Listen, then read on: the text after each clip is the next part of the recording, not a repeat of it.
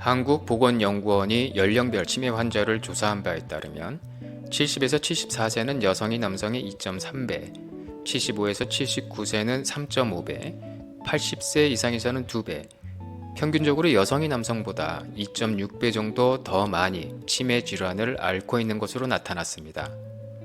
왜 여성에게 치매가 더 많이 발생하는 것일까요? 여성이 평균 수명이 긴 것도 한 가지 요인이 될 수 있지만 결정적인 요인은 신체의 물 보유량이라고 말하고 있습니다. 치매 예방과 치유, 물이 최고의 약. 이 책의 저자 김영진님은 암보다 무서운 치매를 다스리고 극복하는 건강법으로 물과 소금의 섭취를 강조하고 있습니다. 나이가 들수록 몸속에 부족해지는 물을 잘 마셔도 치매뿐만 아니라 여러 질병을 예방하고 치유할 수 있다는 것입니다. 이번 영상에서는 이 책에서 소개하고 있는 체내 물 부족이 치매의 가장 큰 원인에 대해서 우선 말씀드리겠고요. 치매 증상의 약 80%가 치유되는 물의 효과에 대해서 과학적으로 풀어보고자 합니다. 마지막에는 물과 소금을 잘 섭취하는 방법을 소개해 드리겠습니다. 생리학적으로 남녀의 신체 구성 요소와 물 보유량은 상당히 차이가 난다고 합니다. 94%가 물로 구성되어 있는 혈액량에는 남성은 평균 5.7리터, 여성은 3.3리터로 여성의 혈액량이 훨씬 적다는 것을 알 수 있습니다. 인체에서 물이 차지하는 평균 비율은 성인 남성이 60%, 여성이 50% 정도입니다. 그리고 인체의 각종 조직과 정보를 교환하며 관리하는 뇌는 85%가 물로 구성되어 있는데요. 즉, 뇌는 물 공급량에 따라 매우 민감하게 반응하는 조직이므로 신체의 물 보유량은 치매 발생과 밀접한 관련이 있는 것입니다. 인체도 물 보유량이 많고 적음에 따라 뇌에 공급되는 양이 달라질 수밖에 없습니다. 따라서 물 보유량이 적은 여성에게 치매가 많이 발생한다는 것을 알 수 있습니다. 특히 나이가 들어감에 따라 물 부족은 더욱 심각해지는데요. 20대 청년과 70대 노인의 수분 보유량에는 많은 차이가 나고 있습니다. 20대 세포 안팎의 물 함유량은 1.1대 1이지만 70대가 되면 0.8대 1로 세포 내부의 수분이 30%가량 줄어듭니다. 의학 잡지 란셋에 따르면 노인은 나이가 들면서 10년 동안 수분 상실이 사람에 따라 3.5에서 6리터에 이른다고 발표했습니다. 이는 인체가 보유해야 할 물이 약 10에서 20%가 나이가 들면서 상실되는 것을 의미합니다. 특히 나이가 들면 갈증을 느끼는 감각 기능이 떨어진다는 데 더 큰 문제가 있는데요. 즉 노인이 될수록 수분이 상실돼 주름살이 늘어나는데도 목마름을 알리는 센서가 제대로 작동하지 않기 때문에 하루 종일 물을 마시지 않아도 갈증 감각이 없다는 것입니다.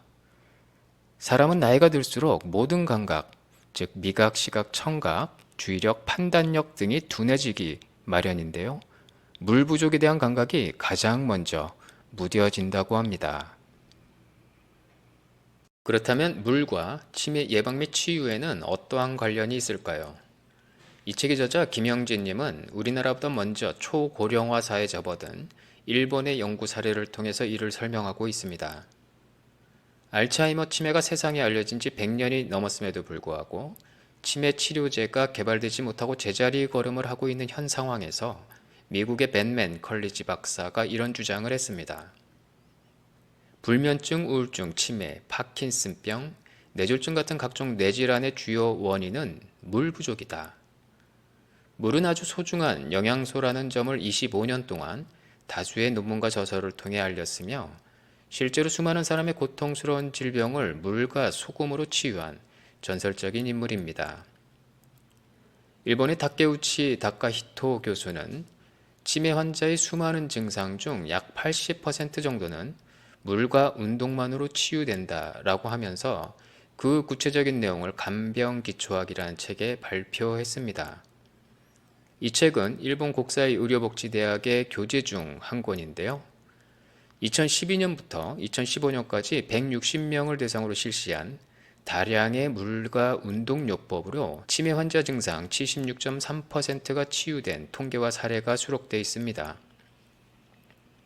일본 영화배우인 후세 히로시가 두 차례 출연해 84세 어머니가 알츠하이머 치매를 앓고 있는데 치매 전문의인 다케우치 교수의 치매는 물을 많이 마시면 치유된다라는 조언대로 어머니에게 물을 많이 마시도록 한 결과 치매가 치유됐다라고 밝혔습니다. 또 다른 유명 연예인 다카시 리카도 알츠하이머 치매 환자인 시아버지에게 하루 2리터의 물을 마시게 한 결과 이전처럼 정상적인 대화를 하게 된 사례가 2018년 8월 3일 특집 프로그램으로 방영됐다고 합니다.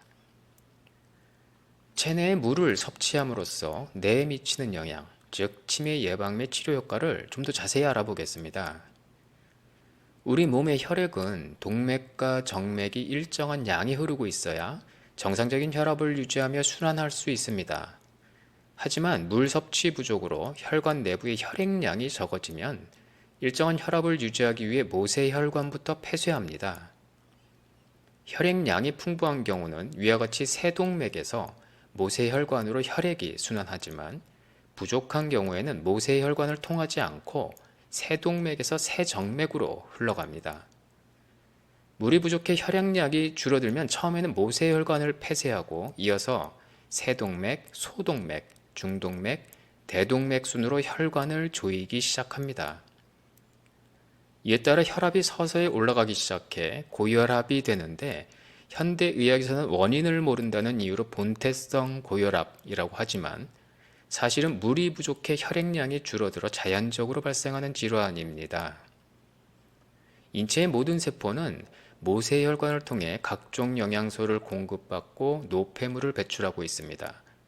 이러한 모세혈관이 물 부족으로 폐쇄돼 영양 공급이 중단되면 세포는, 특히 뇌세포는 굶주림에 허덕이다 죽어 아예 사라져버립니다. 뇌세포에 필요한 영양소까지 공급받지 못하면 뇌신경세포 감소의 가속도가 붙어 빠른 속도로 뇌가 쪼그라듭니다. 더욱이 신진대사로 발생한 뇌세포 내부의 노폐물을 폐쇄된 모세혈관을 통해 배출할 수 없기 때문에 자연히 뇌 속에 쓰레기가 쌓여 치매가 진행될 수밖에 없습니다. 따라서 충분한 물을 섭취해야 일정한 혈액량을 유지할 수 있고 물이 85%를 차지하고 있는 뇌 역시 물과 혈액의 충분한 공급으로 모세혈관이 제 역할을 수행해야만 치매를 예방하고 치유할 수 있다는 것입니다. 그렇다면 우리는 하루에 필요한 물을 충분히 섭취하고 있는 걸까요? 세계보건기구가 권장하는 하루 물의 섭취량은 1.5에서 2리터입니다. 사람이 피로해지지 않고 활기차게 활동하려면 성인은 평균 하루 1kg당 약 30ml의 물을 마셔야 합니다. 예를 들어 체중이 60kg이면 적어도 1.8리터, 70kg인 경우에는 2.1리터를 마셔야 합니다. 하지만 우리나라 성인의 경우 남녀 평균 0.9리터의 물을 마시고 있습니다. 이처럼 적게 물을 섭취할 수밖에 없는 이유는 소금 섭취량과 밀접한 관련이 있다고 합니다. 인체에는 소금 자동 조절 장치 시스템이 있어서 소금이 적절한 비율로 존재하도록 신장이 조절하고 있습니다. 혈액, 뇌척수의 간질액에는 나트륨이 평균 0.9% 존재해야 신체의 모든 기능이 제대로 작동하도록 설계되어 있습니다. 이러한 구조를 무시하고 물만 많이 마시면 나트륨 농도가 낮아져 문제가 발생하기 때문에 소금이 포함되지 않은 맹물이 흡수되지 못하게 거부 반응을 나타나게 됩니다. 물을 많이 마시고 싶어도 목으로 잘 넘어가지 않아 못 마시게 되는 것입니다. 신체는 물을 붙들고 있는 소금이 부족하면 맹물을 원하지 않으므로 평소 음식을 약간 짜게 먹거나 적당량의 소금을 탄 물을 마셔야 술술 넘어갑니다. 물 마시기에 성공하기 위해서는 1.8에서 2리터 생수병에 소금을 혼합해 컵에 따라 마시는 방법, 알갱이나 알약 형태로 된 소금을 약처럼 물과 함께 먹는 방법, 물과 소금을 따로따로 섭취하는 방법 중 하나를 선택하는 것이 좋다고 합니다. 여기서 의문이 드는 부분은 소금을 물과 같이 먹는다는 것인데요. 우리들은 일반적으로 짜게 먹으면 몸에 안 좋다고 생각합니다. 그러나 이 책의 저자는 사회적으로 소금에 대한 잘못된 편견이라고 지적하고 있습니다. 소금을 지나치게 많이 섭취해도 문제지만 음식을 지나치게 싱겁게 먹으면 나이가 들수록 더 많은 문제를 일으키게 된다는 것인데요. 전혀 가공하지 않은 천연 소금에는 인체에 필요한 나트륨, 칼륨, 칼슘, 염소, 마그네슘 같은 다양한 미네랄이 포함되어 있습니다. 이처럼 미네랄이 많이 포함된 소금을 무시하고 맹물만 많이 마시면 특히 세포 안팎의 수분 균형이 무너져 저나트륨 혈증이라는 부작용이 발생할 수도 있다는 것입니다. 그럼 마지막으로 물과 소금을 제대로 섭취하는 방법을 말씀드리겠습니다. 수돗물과 정수기의 물 대신 가능하면 지방자치단체가 인정하는 약수터의 샘물이나 시중에서 판매하고 있는 생수를 사서 음용할 것을 권장하고 있습니다. 수돗물은 세균 번식을 막기 위해 화학약품인 염소가 포함되어 있어 비타민 B1을 비롯한 몇 가지 영양소를 파괴하고 있고, 정수기물은 미네랄이 제거돼 약산성화된 물이 많기 때문입니다. 혈액, 뇌척수액, 간질액과 같은 인체의 체액은 약한 알카리성이므로 가능하면 수소이온 농도, 즉 pH 7.4에서 7.5의 물을 마시는 것이 좋다고 합니다. 시중에서 판매하는 생수 중 pH가 표시되어 있는 제품을 선택하는 것도 하나의 방법이 될 것 같습니다. 다시 한번 강조하지만 갑자기 많은 양의 물을 마실 때 소금 섭취를 소홀히 해서는 안 됩니다. 세포 외부의 물, 즉 세포와 세포 사이의 간질액은 나트륨이 붙들어주는 역할을 하며, 세포 내부의 물은 칼륨이 붙들어줘야 균형을 유지하기 때문입니다. 시중에서 판매하는 소금은 크게 인체에 필요한 모든 미네랄이 포함된 천연 소금과 공업용 소금으로 생산된 정제염으로 나눌 수 있는데요. 세포 안팎의 물 보유량은 나트륨과 칼륨의 균형에 따라 조정되므로 미네랄이 무엇보다 중요합니다. 정제염은 나트륨과 염소만 남기고 칼륨을 비롯해 모든 미네랄이 완벽하게 제거돼 건강에 도움이 되기는커녕 오히려 건강을 해치기 때문에 소금 선택이 무엇보다 중요합니다. 소금을 섭취할 때 가능하면 외국에서 수입한 소금보다 국내에서 생산한 볶은 천일염이나 죽염을 선택하는 것이 좋습니다. 요즘은 천연 소금인 천일염도 바닷물 오염으로 공해물질이 포함되어 있다는 뉴스가 보도되면서 이 책의 저자는 주로 음식에는 볶은 천일염, 마시는 물에는 죽염을 혼합해 섭취하고 있다고 합니다. 특히 죽염은 독소 물질이 제거된 알카리성이므로 다량 섭취해도 부작용이 없다고 합니다. 치매 예방과 치유, 물이 최고의 약. 저자 김영진 님이 이 책의 서문에서 언급한 내용을 끝으로 이 영상을 마치고자 합니다. 이 책의 주목적은 치매 예방과 치유를 위한 최신 정보를 제공해 심각한 심장 질환자와 신장 장애가 있는 분을 제외하고는 적당량의 물과 소금 섭취를 한 번쯤 시도해 볼 것을 권하는 데 있습니다. 인내심을 갖고 꾸준히 실천하면 틀림없이 좋은 결과를 얻을 수 있습니다. 치매 관련 간병 비용이나 치료 비용이 점점 늘어나는 시점에서 이 책에서 제시하는 정보는 우리가 집에서 간단히 실천할 수 있는 건강한 비법일 겁니다.